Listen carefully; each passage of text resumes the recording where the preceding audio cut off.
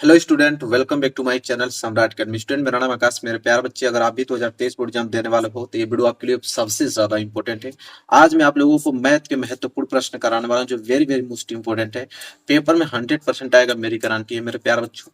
ठीक है, ये जितना प्रश्न देखिए, मेरी वीडियो आप लोग हमेशा सीरियस होकर देखिए। जितना मैं क्वेश्चंस बताता हूँ उसको बहुत सीरियसनेस से उसको समझिए और उसको इतना अच्छे से लर्न कर लीजिए ताकि एग्जाम में आए तो उसको आप लोगों को छोड़ना बिल्कुल नहीं है। क्योंकि मैं जितने भी क्वेश्चंस बताता हूँ ना, सारे एग्जाम के ओरिएंटेड क्वेश्चंस होते हैं, सभी एग्जाम में आएंगे। ठीक है, तो इसलिए मेरे वीडियोस को हमेशा सीरियस से देखिए और अच्छे से इसको लर्न कर लीजिए। तो वीडियो को लाइक कर दो, चैनल पर नहीं हो तो चैनल को सब्सक्राइब करके बेल आइकन को प्रेस कर लो। जितना प्रश्न बता रहा हूँ ध्यान से समझना। ठीक है, क्योंकि इस बार टारगेट आप लोगों का 95% है, बड़ा टारगेट है। उसके हिसाब से बहुत अच्छे से तैयारी करनी होगी आप लोगों को। चलिए, मैं पहला क्वेश्चन दिखाता हूँ जो कि सबसे ज्यादा इंपॉर्टेंट है। क्या है, कैसे लगाओगे, सब कुछ मैं डिस्कस करने वाला हूँ। जैसे पहला प्रश्न हमसे बोला यहाँ पे कि ऐसी दो संख्याएं ज्ञात कीजिए जिनका योगफल 27 और गुणनफल 182 हो। मेरे प्यारे बच्चों, देखिए ये जो प्रश्न है ना, एग्जाम में 4 नंबर के लिए आता है। ये जो प्रश्न एग्जाम में 4 नंबर के लिए पूछा जाता है। कैसे हल करना मैं सब कुछ बता रहा हूँ आप लोगों को। कह रहा है कि ऐसी दो संख्याएं ज्ञात कीजिए। हमें दो संख्या ज्ञात करना है, दो संख्या हमको मालूम नहीं है। मान लेंगे, यहाँ पे लिखेंगे कि माना माना दो संख्याएं माना दो संख्याएं x और y है। जब भी आपको कोई संख्या नहीं मालूम है, आप कोई x और y मान सकते हैं। तो हमने एक संख्या को x मान लिया, एक संख्या को y मान लिया। माना दो संख्याएं x और y है। देखिए बोला है कि ऐसी दो संख्याएं ज्ञात कीजिए जिनका योगफल 27 हो। तो ये चीज हमको दिया है। क्या दिया है, यहाँ लिखेंगे कि एक समीकरण तो हमको यहीं से मिल गया। दिया है, क्या दिया है कि जिनका योगफल 27 हो, मतलब दो संख्याओं का योगफल 27 हो, मतलब कि x और प्लस y अगर हम जोड़ेंगे तो 27 आएगा। ये तो फिक्स है, दिया है। इसको समीकरण नंबर 1 मान लेते हैं। ठीक है, इसके बाद और गुणनफल 182 है, ये भी दिया है। कह रहा है कि इनका गुणनफल 182 है, मतलब इन दोनों का अगर गुणनफल करूं, मतलब कि x और गुणे में y करूं, दोनों का गुणनफल तो आना चाहिए 182। तो 182, इसे हम समीकरण दूसरा मान लेते हैं। क्लियर। चलिए, अब करना क्या है आप लोगों को कि समीकरण 1 से, देखो समीकरण यहाँ लिखेंगे, समीकरण एक से हम क्या करेंगे, x या y की वैल्यू निकाल लेंगे। समीकरण 1 से जो कि दिया है x प्लस वाई बराबर कितना है, 27। यहाँ से x की वैल्यू निकाल लो तो x बराबर क्या हो जाएगा आपका 27, और प्लस वाई उधर जाएगा तो माइनस के y। ठीक है, x बराबर क्या आ गया, 27 माइनस के y आ गया। इसे आप समीकरण नंबर 3 दे दो। ठीक है, चलो अब यक्स का मान समीकरण दूसरा में रख दो। तो लिखोगे कि समीकरण दूसरे में एक्स का मान रखने पर, एक्स का मान रखने पर, ठीक है, समीकरण दूसरा हमारे पास ये है। तो देखो क्या है, यक्स गुणे वाई, यक्स आ गया ना, तो यक्स हम क्या रखेंगे, 27 माइनस वाई। तो हो जाएगा आपका 27 माइनस के वाई। ठीक है, फिर गुणा में क्या दिया है आपका वाई, तो वाई बराबर 182, 182। ठीक है, इसे हल करेंगे तो 27 में वाई को गुणा करोगे तो क्या आ जाएगा, 27 वाई माइनस वाई में वाई को गुणा करोगे क्या आ जाएगा, वाई स्क्वायर बराबर ये आ जाएगा आपका 182। ठीक है, यहाँ तक क्लियर हूँ। चलो अब करना क्या है आपको यहाँ से, अब देखो माइनस वाई है ना, इसको इधर ला दो।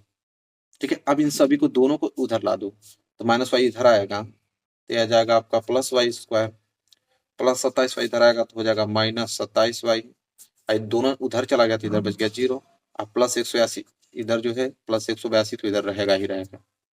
ठीक है, इसे सही से लिखें तो इसे इधर कर दो, तो इसको ऐसा लिख सकते हो कि वाई स्क्वायर माइनस के 27 वाई और प्लस के 182 और बराबर के 0। सिंपल लिख सकते हो।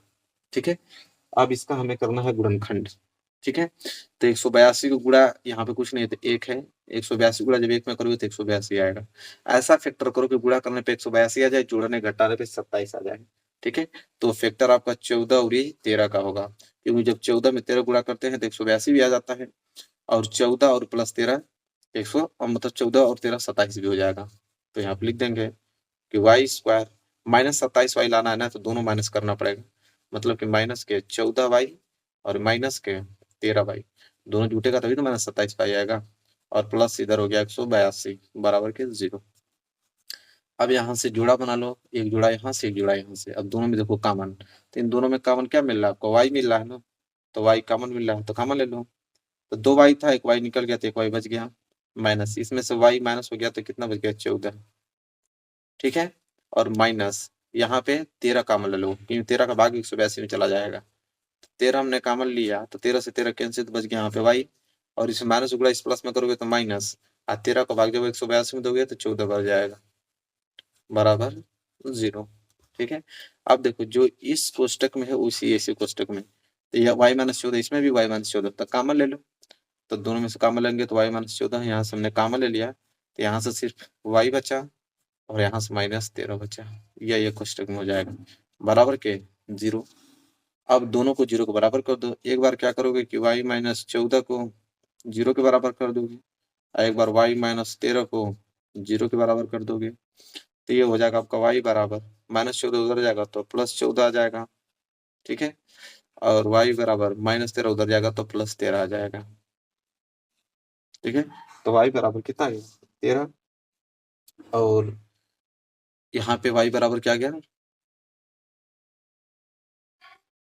तो y बराबर 14 और y बराबर 13, देखो दो संख्या आ गया, एक संख्या 14 है, एक संख्या आपका 13 है, ठीक है, क्लियर हो गया ना। चलो तो ये हो गया आंसर आप लोगों का, ठीक है। अगर यक्स का निकालना चाहोगे तो यक्स का भी वही वैल्यू आएगा, जैसे y का वैल्यू वहां पे रखोगे तो यक्स का भी दो ही वैल्यू आएगा, यक्स बराबर, जब यक्स का वैल्यू निकालोगे तो यही आएगा, यक्स बराबर 14, यक्स बराबर 13, तो चाहे यक्स से निकाल दो चाहे y से, तो y से निकल गया तो छोड़ दो, एक आपका 13 आ गया, एक 14, यही दो संख्या है जिनका योगफल भी 27 हो रहा है और गुणनफल भी 182 हो रहा है, बिल्कुल राइट आंसर है। चलो तो ये प्रश्न तैयार करना बहुत ज्यादा इंपॉर्टेंट, इतना बता दे रहा हूँ आप लोगों को। तो मेरे प्यारे बच्चों पहला प्रश्न यहाँ पे क्लियर हो गया, चलो दूसरा प्रश्न देखते हैं। देखिए मेरे प्यारे बच्चों, दूसरा क्वेश्चन देखिए, ये भी बहुत ज्यादा इंपॉर्टेंट है और ये भी आप लोगों के एग्जाम में 4 नंबर के लिए था, अभी 2022 में यह प्रश्न पूछा गया था, ठीक है। प्रश्न बहुत ज्यादा इंपॉर्टेंट है मेरे प्यारे बच्चों, तैयार कर लेना, जरूर से आएगा 100%। देखो क्या है, एक लंबवृत्तीय शंकु के आधार की जो परिधि है 24 पाई है, मतलब 24 पाई सेंटीमीटर, तथा ऊर्ध्वाधर ऊंचाई जो है 5 सेंटीमीटर है। शंकु का हमें पूछ रहा है कि आयतन ज्ञात करना है। देखो मतलब कहना क्या चाह रहा है प्रश्न, एक में पहले शंकु बना देता हूं ताकि आपको समझाने में बहुत आसानी होगी हमें। देखो ये शंकु बन गया, ठीक है। कह रहा है कि एक लंबवृत्तीय शंकु के आधार की परिधि, आधार की परिधि 24 पाई सेंटीमीटर, आधार की परिधि मतलब ये आपका परिधि यहां से लेकर यहां तक, ये जो परिधि है इस परिधि की लंबाई आपका है 24 पाई। और जैसा कि आप जानते हैं कि शंकु के नीचे जो आधार होता है वो आपका वृत्ताकार होता है, मतलब कि वृत्त की परिधि ही आपको दिया है 24 पाई के बराबर। तो आप वृत्त की परिधि लिखोगे, वृत्त की परिधि क्या होती है 2 पाई आर, तो 2 पाई आर बराबर तो आपको 24 पाई दे रखा है, तो यहाँ से आप क्या कर सकते हो कि पाई से पाई कैंसिल कर सकते हो, तो आ जाएगा आपका 2r बराबर 24 आ जाएगा। तो यहाँ से 2 से काटोगे तो 12 बार में कटेगा, तो r बराबर 12, मतलब त्रिज्या आपको मालूम चल गया कि त्रिज्या जो है 12 सेंटीमीटर होगी, ठीक है। यहाँ तक त्रिज्या आपको मालूम चल गया कि 12 सेंटीमीटर त्रिज्या हमारा होगा, ठीक। और इसकी ऊंचाई जो लंबवत ऊंचाई है वो भी दे रखा है कि 5 सेंटीमीटर, मतलब यच बराबर जो है वो 5 सेंटीमीटर आपको दे रखा है। आपसे सिर्फ ये पूछा है कि शंकु का आयतन बताइए, तो सिंपल आप लिखोगे कि शंकु का आयतन बराबर, शंकु का आयतन फार्मूला याद होना चाहिए तभी आप लगा पाओगे। तो शंकु का आयतन का फार्मूला होता है 1/3 पाई आर स्क्वायर एच, ठीक है। तो यहाँ पे वैल्यू जब रखेंगे हम तो आ जाएगा आपका 1/3 पाई का मान आप 22/7 रख दो, त्रिज्या आर का वैल्यू अभी देखे हो कि 12 आया है, तो 12 × 12 हो जाएगा, और इंटू एच का वैल्यू 5, ठीक है। कटाओ तो देखो किससे कटेगा, 3 से कट जाएगा कितने बार में, 4 बार में। अब किसी से नहीं कटेगा, तो देखो 12 × 5 = 60, और 60 में 4 का गुणा करेंगे तो 240, 240 × 22, फिर 22 से कम 22 होगा, तो 240 × 22 और बटे 7 आ गया, ठीक है। और जब इसका हम लोग गुणा करेंगे आपस में तो आ जाएगा 5280, कितना आ जाएगा 5280 बटे कितना 7, जब इसका हम लोग भाग देंगे तो आएगा आपका 754.28 आयतन है तो सेंटीमीटर क्यूब होगा। ठीक है, बस ये आ गया इसका आयतन। तो इतना ज्यादा सिंपल ये क्वेश्चंस होते हैं, बस आप लोग ध्यान नहीं देते हो। जितना बस आप इन क्वेश्चनों की प्रैक्टिस करके जाओगे ना तो एग्जाम में बहुत अंक लेकर आओगे। ठीक है, चलो तो ये भी प्रश्न क्लियर हो गया। अगला प्रश्न बढ़ते हैं और अगला प्रश्न देखते हैं। देखिए अगला प्रश्न भी आप लोगों का 4 नंबर के लिए है, जो कि बहुत ज्यादा इंपॉर्टेंट है। इसे कैसे सॉल्व करोगे देखिए बताता हूँ। प्रश्न यह है कि दो क्रमागत धनात्मक सम संख्याओं के वर्गों का योगफल 244 है, संख्याएं ज्ञात कीजिए। तो सबसे पहले तो हमें दो क्रमागत धनात्मक सम संख्या मानना पड़ेगा, तब उसका वर्ग करेंगे और उसके वर्ग करने के बाद उसका योग करेंगे और उसको 244 के बराबर करेंगे, ऑटोमेटिक संख्या निकल जाएगी। कैसे निकलेगी सब बताने वाला हूँ। तो जब भी आपको दो क्रमागत धनात्मक सम संख्या दे दें, ठीक है, तो यहाँ पे आपको लिखना पड़ेगा पहले कि माना, लिखेंगे कि माना दो क्रमागत धनात्मक सम संख्या, ठीक है, माना दो क्रमागत धनात्मक सम संख्या। तो एक को आपको x मानना है तथा दूसरे को आपको x+2 मानना है, x+2। ठीक है, देखिए इस प्रकार के प्रश्न में या तो आपको धनात्मक सम संख्या पूछे या तो धनात्मक विषम संख्या, दोनों के केस में x और x+2 ही माना जाता है। ठीक है, तो एक को हमने x मान लिया और दूसरे को हमने x+2 मान लिया। अब कह रहा है कि उसका वर्ग। ठीक है, तो यहाँ पे लिखेंगे प्रश्न अनुसार, मतलब जैसा प्रश्न बोला है उसके अनुसार ही हम लोग सारी चीजें कर रहे हैं। तो यहाँ पे आपको एक हेडिंग डालनी पड़ेगी प्रश्न अनुसार, इसके बाद आपको सारे कंडीशंस करने पड़ेंगे। कह रहा है कि उसका वर्ग, मतलब कि x का भी हमें वर्ग करना पड़ेगा और इधर आपका x+2 का भी वर्ग करना पड़ेगा। और वर्ग करने के बाद इनका योगफल, मतलब दोनों को जोड़ा जाएगा तो योगफल कितना आ रहा है, 244 आ रहा है। तो संख्या पूछ रहा है। तो चलिए x का स्क्वायर करोगे तो क्या हो जाएगा आपका x² और प्लस ये आपका a+b का होल स्क्वायर हो गया। और a+b का होल स्क्वायर क्या होता है आपका x² और प्लस के b²। ठीक है, तो b² मतलब 2 का स्क्वायर और प्लस 2 गुणे a इंटू b। ठीक है, बराबर हो जाएगा इधर आपका 244। इसे हल करेंगे तो देखो यहाँ पे x² मिलके यहाँ पे तो आपका 2x² हो गया और प्लस 2 का स्क्वायर करोगे तो 4 और प्लस 2 दूनी के 4x बराबर इधर हो गया आपका 244। अब इसे कैसे सॉल्व करोगे तो देखो 244 इधर हो गया, देखो ये हो जाएगा 2x² प्लस के 4x बराबर 244। यह प्लस 4 उधर भेज दो, -4 हो जाएगा। तो हो जाएगा 2x² और प्लस के यहाँ पे 4x बराबर 244 में से अगर आप 4 माइनस कर देते हो तो 240 बचेगा। अब इसको इधर ला दो तो हो जाएगा 2x² प्लस 4x प्लस 240 इधर आएगा तो -240 बराबर 0। ठीक है, तो यहाँ से अगर मैं 2 कॉमन ले लूँ, ठीक है, तो यहाँ से बचेगा x² और यहाँ से 2 दूनी के 4 2x और इसका 2 का भाग दूंगा तो 2 एकम 2, 2 दूनी के 4 0, 120 बराबर 0। अब ये जो 2 गुणा में उधर जाएगा तो भाग में आ जाएगा तो 0 ही हो जाएगा। तो इधर बच जाएगा आपका x² और प्लस के 2x और माइनस के 120 बराबर के 0 बच गया। अब इसका हम फैक्टर कर देंगे कि गुणा करने पे 120 आ जाए, जोड़ने घटाने पे आपका 2 आ जाए। ठीक है, ऐसा फैक्टर हमें बनाना है। ठीक है, तो देखो इसका फैक्टर बन जाएगा 12 और 10 का, क्योंकि 12 दाम 120 है, 12 में से 10 जाएगा तो 2 हो जाएगा। तो इसे यहाँ पे लिख देंगे कि x², 2x को क्या लिखेंगे 12x माइनस के 10x। ठीक है, और माइनस के यहाँ पे 120 बराबर के 0। तो देखिए पहले आप जोड़ा बना लो, 2 का जोड़ा हमने बना लिया। इसमें से मैं x कॉमन ले लेता हूँ तो 2x से 1x गया तो x और प्लस इधर 12 बच गया क्योंकि इसमें से x गायब हो गया। माइनस इन दोनों में 10 कॉमन ले लेता हूँ क्योंकि x तो है नहीं, तो 10 कॉमन ले लिया तो 10 से 10 कैंसिल तो x बच गया। माइनस गुणा जब माइनस में करोगे तो प्लस आने वाला है। 10 का भाग जब 120 में दोगे तो 12 बच जाएगा बराबर 0। तो देखो इसमें भी x+12 इसमें भी x+12, तो दोनों में से कॉमन ले लो। तो हम x+12 यहाँ पे कॉमन ले लेते हैं तो यहाँ पे बच जाएगा x और इधर बच गया आपका माइनस के 10 बराबर के 0। एक बार आप क्या करोगे कि x+12 को 0 के बराबर कर दो, एक बार x - 10 को 0 के बराबर कर दो। तो हम क्या करेंगे कि x+12 बराबर 0 कर देंगे, इधर आपका x - 10 बराबर 0 कर देंगे। तो x बराबर इधर क्या हो जाएगा +12 उधर जाएगा तो -12 हो जाएगा। और इधर हो जाएगा x बराबर माइनस के 10, उधर जाएगा तो प्लस का 10 हो जाएगा। तो माइनस तो कभी आंसर में, ऋणात्मक कभी आंसर होता नहीं है, जब भी होगा तब का प्लस होगा। तो x बराबर 10 आ गया, ठीक है।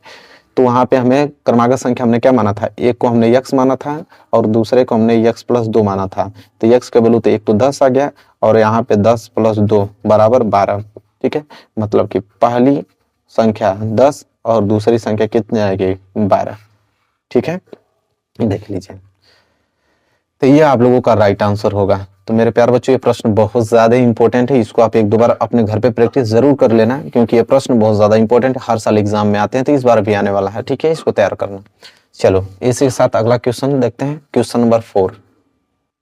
देखो सेम वही प्रश्न, बस लैंग्वेज चेंज हो जाती है। लैंग्वेज चेंज हो जाती है तो सारे बच्चे गलत कर देते हैं इस प्रश्न को, समझ लेना। सेम उसी कैटेगरी का प्रश्न, बस वहां पे अंतर ये था कि यहाँ पे दो क्रमागत सम धनात्मक पूर्णांक बोला था और यहाँ पे आपको विषम धनात्मक पूर्णांक बोल दिया। सेम प्रश्न वही है, लेकिन दोनों एग्जाम में आते हैं और लड़के कंफ्यूज हो जाते हैं। कैसे, देखो दो क्रमागत विषम धनात्मक पूर्णांक ज्ञात कीजिए जिनके वर्गों का योगफल 290 है। सेम उसी तरह हम लोग क्या करेंगे कि पहली क्रमागत संख्या को हम लोग x मान लेते हैं और दूसरी को हम लोग क्या मानेंगे, x प्लस 2 मानेंगे। तो बहुत सारे बच्चे कहते हैं कि नहीं सर, सम संख्या आता है तो हम x और x प्लस 2 मानते हैं, लेकिन विषम के लिए भी यही मानेंगे, तो दोनों के लिए वही होता है, ठीक है। भूलना मत, यही लड़के कंफ्यूज हो जाते हैं। तो पहली को हमने x मान लिया, दूसरे को x प्लस 2 मान लिया, ठीक है। कंफ्यूज मत होना, चाहे वो सम दे चाहे विषम दे, आपको यही मानना है। इसके बाद बोला है जिनके वर्गों का योगफल, तो वर्गों का योगफल मतलब इधर आपको x स्क्वायर कर देना है, इधर आपका x प्लस 2 का स्क्वायर कर देना है, और दोनों को जोड़ेंगे तो होना चाहिए 290। उसमें क्या हो रहा था, 244 हो रहा था, इसमें 290 हो रहा है, बस इतना ही अंतर है।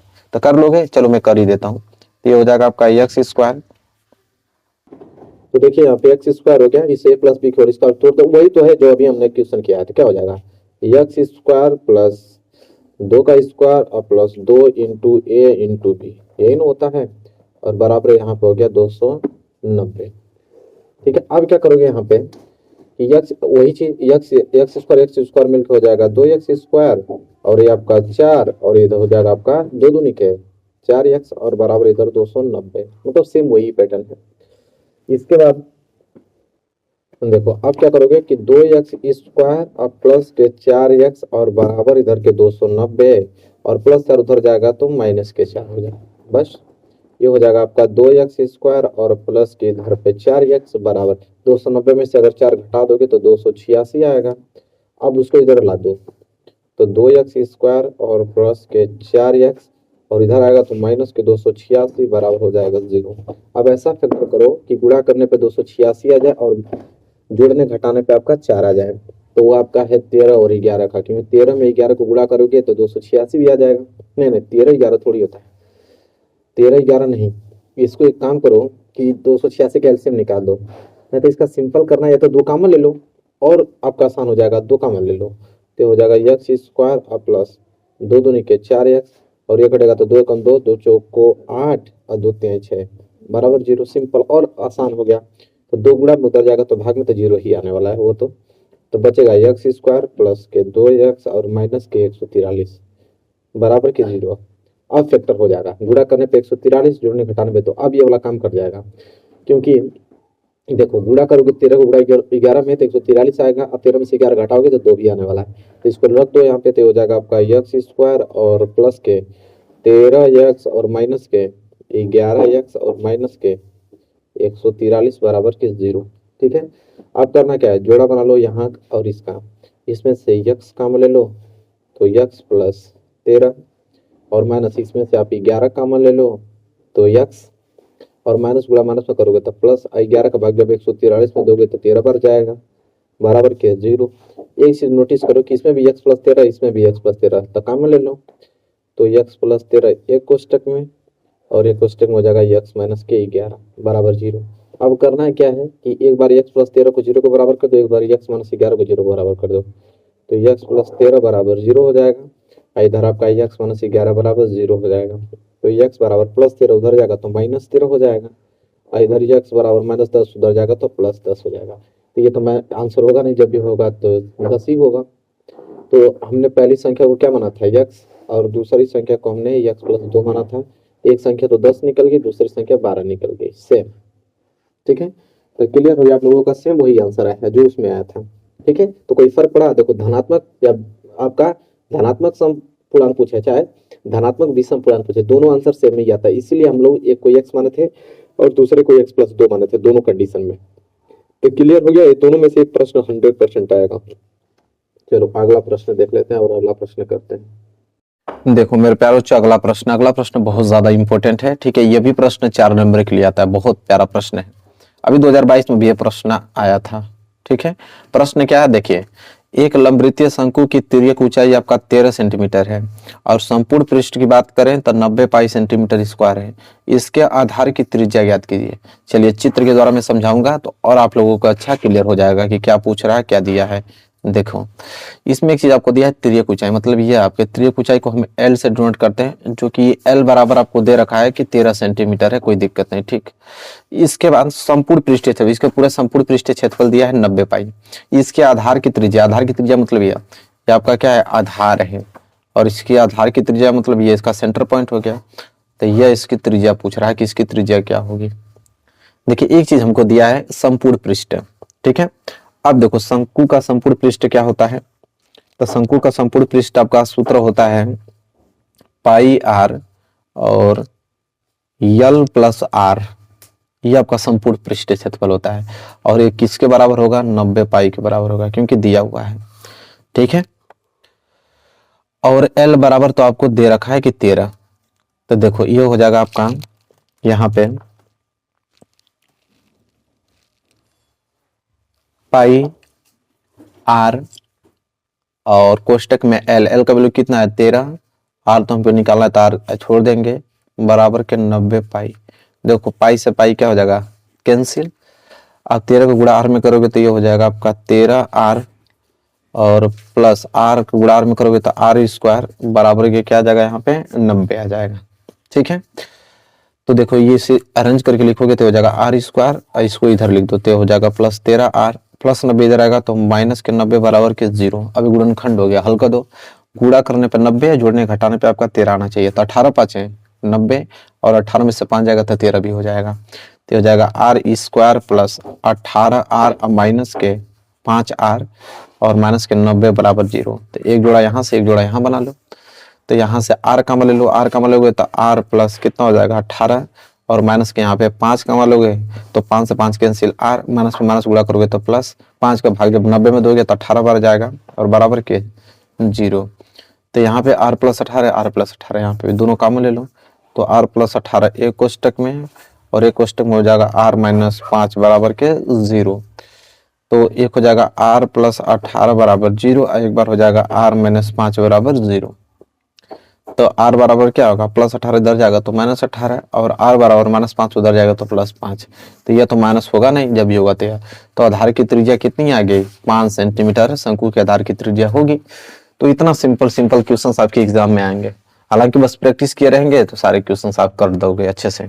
चलो मेरे प्यार बच्चों भी क्लियर हो गया, अगला प्रश्न देखते हैं। चलो मेरे प्यार बच्चों देखो यह प्रश्न वाकई में सबसे ज्यादा इंपॉर्टेंट है और यह प्रश्न आपके एग्जाम में 6 नंबर के लिए आता है। कितने नंबर के लिए, 6 नंबर के लिए प्रश्न पूछा जाता है, जो कि सबसे ज्यादा इंपॉर्टेंट है कि एक आयताकार खेत का बिकड़ जो है उसकी छोटी भुजा से 60 मीटर अधिक लंबा है। ठीक है, यदि बड़ी भुजा जो है छोटी भुजा से 30 मीटर अधिक लंबा हो तो खेत का मतलब खेत की भुजाएं ज्ञात कीजिए। प्रश्न ये पूछ रहा है।